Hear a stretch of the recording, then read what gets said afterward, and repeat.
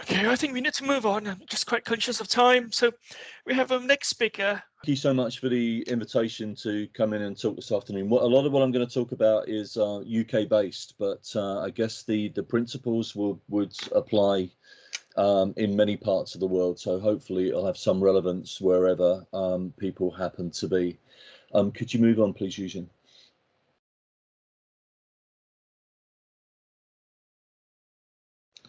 I listen to an awful lot of podcasts, and this quote came on one of the podcasts a short while ago, and I just couldn't wait to get home to write it down. To me, it sums up an awful lot of what I feel at the moment is that we're using an education system that was designed for 1920s, and we're trying to educate students for 2021 and beyond and way beyond. And I think we need to be teaching students how to ask better questions in a data-led world where information is available freely. It's that ability to ask difficult questions and to dig deep is going to be what makes the difference. And I'm not 100% certain that the system that we've got at the moment is doing that. Next slide, please. This is a book that, as a head teacher, I used to go back to. I think I've read it. I picked it up off the shelf when preparing for this presentation, and I must have read it 20 plus times. And as a head teacher, I scribbled all over it whenever I went back to it, because there were thoughts that came up every single time I read it. And I paraphrase slightly, but the true purpose of school education is to empower young people to confidently, and that word confidently is so important, take their place in a fast changing world. We live in a very technology led and a very fast moving world, and there are an awful lot of stressed students out there at the moment, and we should be educating them. The education that we give them should enable them to confidently step into that world and take their place. And again, I'm not 100% certain that every school is managing that at the moment. We are preparing students with lots of knowledge, but the ability to use that knowledge and the ability to know how it applies to their world and their lives is really, really important. And actually not knowing how to apply that and how to use that information, that knowledge that you've got, is stress inducing. Next slide, please. So the UK's design heritage is a huge opportunity. We're at a threshold, I believe, and the heritage that we've got in engineering, design, manufacturing, in many sectors, we've led the world, and we still do. Our reputation for design is impeccable, and UK manufacturing annual output of £192 billion. And it's currently the world's 9th largest manufacturing nation, which, considering our size, is really quite impressive. It's 21.4% of the UK's GVA, and therefore is something that we should not be ignoring. It's something that we should be planning for. Next one, please. But across a number of sectors, we have a problem, and the challenges that we're facing, and I've picked out three. First of all, that businesses are facing an uphill battle to find the talent of the future. Bright, creative, innovative young people, both inspired to work in design and technological fields, and also skilled in those areas. Not highly skilled, because businesses will say, well, you know, if you give me the right student, you give me the right employee, we'll train them. But they need skill sets that make them very trainable. And school leaders are finding design and technology, the subject that our association looks after nationally, both time and resource expensive. And where you're not being checked by government, by Ofsted, the regulating agency, you're not being checked on design and technology specifically, there is a danger that school leadership will cut back in those areas. And once you lose the workshops and once you lose the facilities of that design and technology department, they don't ever come back. Once that's gone from a school, it's gone. And the result of that is that there are a lot of students out there with an interest in design and technology, and that interest is sidelined. And that's the workforce of tomorrow. They're the young people that are going to come out and be the innovators of the future. And we're not catering for those in mainstream schooling. And the last problem is there was an estimated shortfall of somewhere between, depending on who you ask, 37,000 to 59,000 for core engineering roles in the UK. And that's come out of Nesta's report. It indicates there are 2.6 million jobs in the UK's creative economy, growing around 3 times the rate of the workforce as a whole. So the creative economy is moving at fast pace. It's an area that is growing very, very quickly. And we need to make sure that we're showing students what's possible out there and what they could be working in 5, 10, 15 years time. Next slide, please.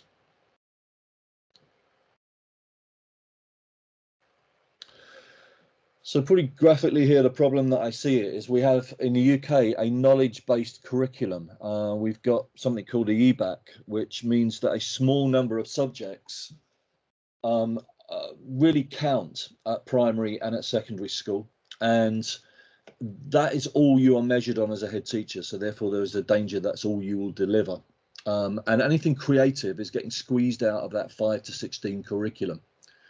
From 16 to 18, the government appears to have a very regulated view of how students are going to drop. They're either going to go A level, in which case they are going to go to university, probably. They're going to go to T levels, which is a new qualification that's just coming through and coming online at the moment, which is a vocational technical qualification. On a par academically, I would say, with A levels, but not on a par in many other ways, as I'll speak about in a minute. And then we have a very limited number of vocational technical courses which are still available, but the awarding organisations in the UK are saying regularly that they are being squeezed on those at the moment because the government doesn't want these technical qualifications that exist already to compete with T levels. They don't want students to have to pick one or the other. They want T level to be an automatic route. And this idea that the most able will go to university and then the least able will go a technical vocational route is fundamentally flawed in my view. Bright students want to do technical vocational education. So there are at the other end. Next slide, please. So a one-size education system up to the age of 16, perhaps 18, just doesn't work. The reality is, and I know this as a head teacher and I know this as a parent, is that student progression never is linear. Students quite often will mature at later times. They'll mature at different stages. They'll get interests at different stages and they will want to switch routes from one to the other. And they really should be able to, whilst they're in those formative years, they should be able to switch to a route that hits where they want to go and what their interests are and what they're good at as well. So there needs to be a parity between technical vocational qualifications and A levels. And with the trouble with bringing a new qualification in is whenever you do that, parents won't trust it, and parents will wait to see if universities trust it first before they will. And at the moment, a lot of the universities are making some very, very shady noises about T levels, about whether they will take them on a par with A levels. Many have said already that they will not. Next slide, please.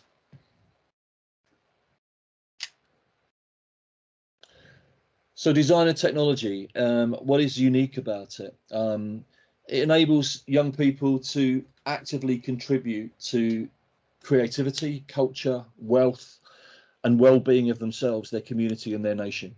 It teaches them how to assess and take risks. We have a risk-free education system in many ways where failure is looked upon as being terminal, and in our subject it's not. It's part of the process. And we help students, I believe, where it's taught well, to become resourceful, innovative, enterprising, and very capable. And when it's taught well, it addresses the why as well as the what. Students get an awful lot of the what in school at the moment in mainstream education in the UK. There's lots of knowledge. But from my experience, most students will want to know, why am I learning this? Why is this maths important? Why is this science important? What is it adding to me that is going to help me in my future life and is going to enable me to move on? And I think design and technology, when it's taught well, does that. Next slide, please.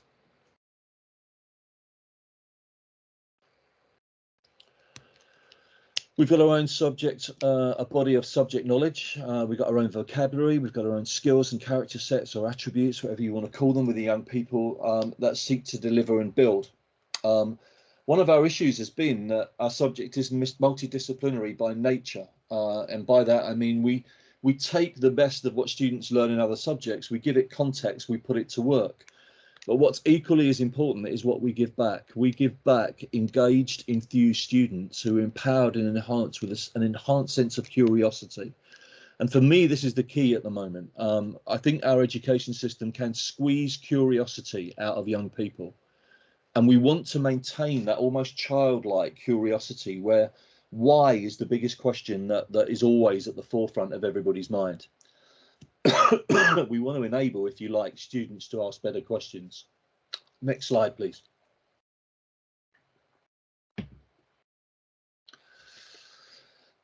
One of the important things we do is we open up conversations around existing and emerging career pathways.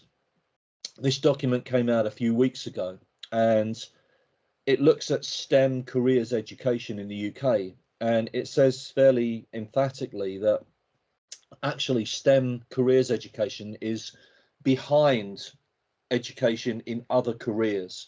And the reason for that is that industry is moving so fast that schools just can't keep up with it. They have no chance of keeping up with it. The best way, it suggests, of actually delivering that careers education is through teaching, actually embedding it in the curriculum, showing students what's possible, showing them what industry are doing, and letting them look at the technologies of the future which are emerging, which are going to fill their world by the time that they leave school.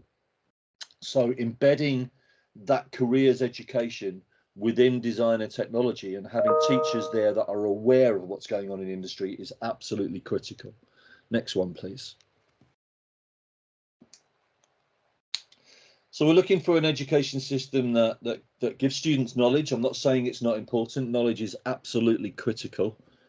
But alongside that, we're looking at skills, and we're looking at a set of personal attributes, which include emotional intelligence, include positivity, include the ability to stick with a problem through to the end and not give up when it gets hard. All of those things can be built, and if you like, that's building character. That's building something that the industry and business constantly say is what they're after, what they're looking for in the workforce of the future. Next slide, please.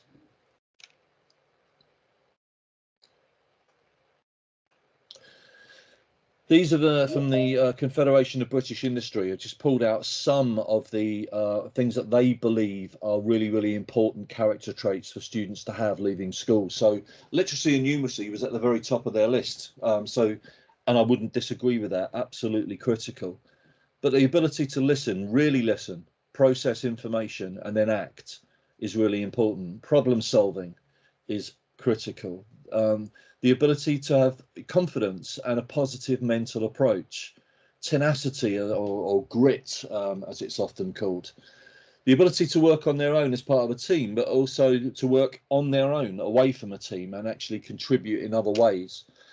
Self-awareness and empathy, and an emotional intelligence, and all of those things come together. That little quote at the bottom, I was at a talk last year, and Pamela Kearney, head of HR for Amazon, said we shouldn't call these things soft skills, and I really like this. It demeans their importance in an age of increased automation. These are human skills, and they're going to be more important in the future as we move on than they have ever been. Next slide, please. One of the things that we're doing at the moment is we realise that teachers quite often will go from school to university and then back to school again, and they won't have that industry experience. So we're reaching out to industry, and we are putting teachers of design and technology in short periods of residence within business and industry. So they do 3 to 5 days, normally in their holidays, where they actually get to experience all aspects of a business, and they'll work right the way through. So Rebecca, who's in front of you there now, last year, went to a design agency and spent a week working with a design agency. Before she went in, she was very, very apprehensive that the skill sets that she had were relevant for school, but wouldn't be relevant for business. She found that skills that she was teaching the students are absolutely what's being used within business and industry. She went back a foot taller with loads more information, and her quote there, it's actually changed everything about the way that she teaches. The employer also came back to us and said, we have learned so much about education from Rebecca in a week that it's changed the way that we recruit. It's changed the way that we look at recruitment of talent from here on in. They only went for A grade students, but it was Rebecca saying to them, it's quite often a student will mature that little bit later, and they might be a B grade student, but actually they'll want it that little bit more. So they've changed their recruitment process completely as a result of that placement. So teachers in residence is the first thing that we're doing. Next slide, please.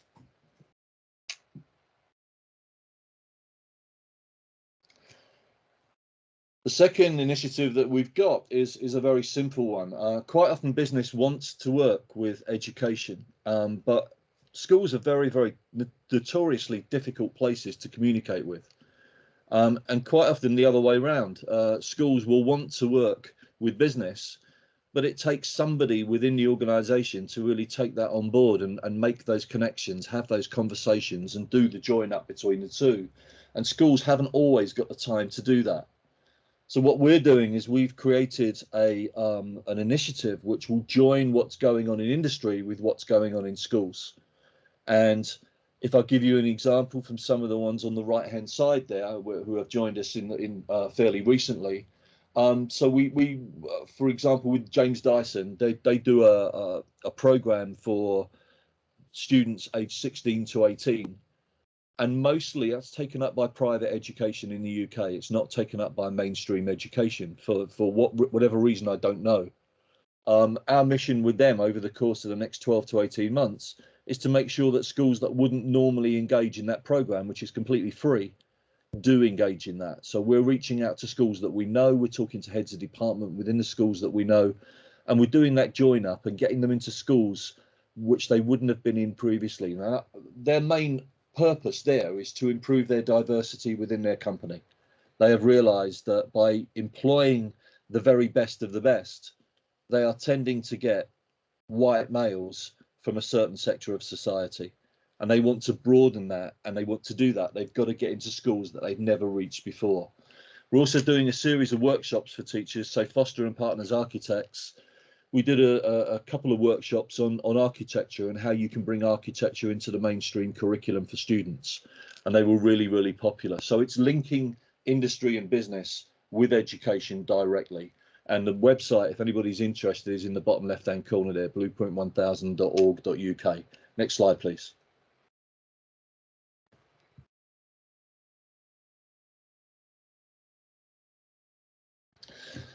So in summary, we've gone through a hell of an 18 months, but that's really expedited many things that were happening slower, and it's made them happen quicker. I don't think anybody is in a rush to move back to where we were before. Where we were before, there are elements of it that we need back. But equally, we've done an awful lot of learning over the course of the last 18 months, and we need to use that learning in order to shape the world that we're moving forward in. The main thing is we need to reshape our education system in order to encourage our young people to think differently and ask better questions. Thanks, Eugene.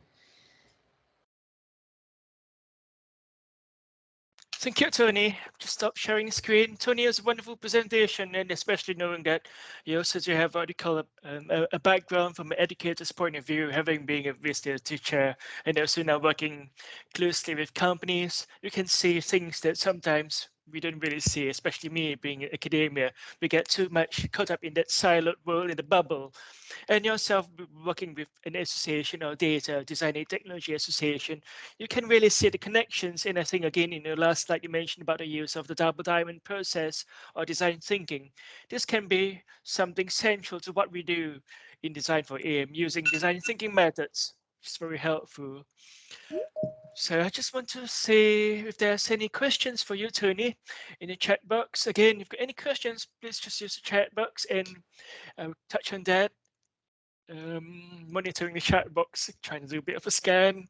But Tony, once again, Thank you so much. But again, don't worry about the technical glitch. For me, it's I happened apologise for that. many, I'm not many sure. times. I know it's happened many times before. So you can be assured that I've gone through the same cycle, especially teaching students almost on a daily basis. So this really happens, but it's just something that we have got to cope. So not to worry about it. So let me have a look again at the chat box.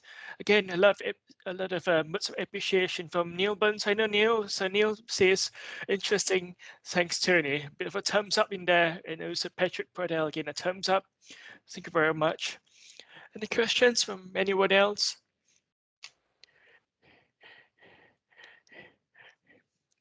Okay, again from Professor Khalid Sabin from Morocco, all the way from Morocco. Again, thanks Khalid that you've enjoyed Neil's presentation. And Khalid's coming from the MFAM Treaty, which is American Additive Manufacturing Federation. So maybe you guys can actually link up. So thank you. Great.